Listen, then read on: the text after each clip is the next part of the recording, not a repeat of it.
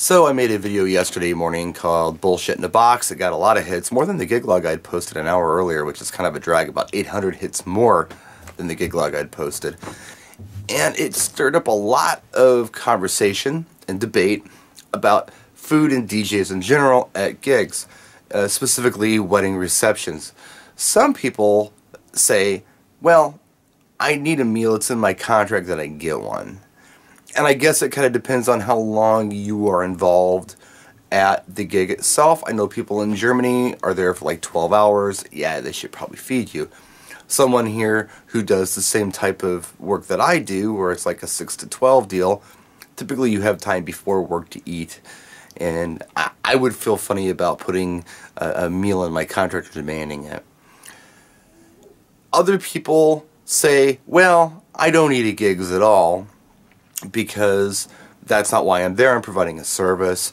They don't have to feed me. I tell them in the meeting, Jay Brennan is one of those people. He strongly believes in not eating at gigs. And I kind of think that both those extremes are a little misguided. And in the first one, for example, yeah, well, you don't want to demand things at a gig except what you need to do your job. Unless, of course, like I said before, you're there for several hours and you're missing meals. But saying no to a meal, I think, could be just as damaging, and I'll explain why. I feel like that food is important. It means something. If you do a little bit of research on this and just Google it, food is a social thing. It's a cultural thing. It's in the Bible. It's in the Quran. It's in Asian culture. It's in every culture. Sharing a meal, breaking bread with somebody, means something. So if we refuse to break bread with somebody, if we were, let's say, I don't know, somebody who was laying concrete for them at their house, that's one thing. But as DJs, more so than the bartender, more so than the catering service, and probably more so than the photographer, we become intimately involved with the client and their guests. What am I talking about? We know their favorite songs. We know what makes them cry. We know that mom just recovered from cancer. We know that Uncle Dave and Aunt Betty have been married for 55 years and it's their wedding anniversary. So we kind of become one of them for the evening.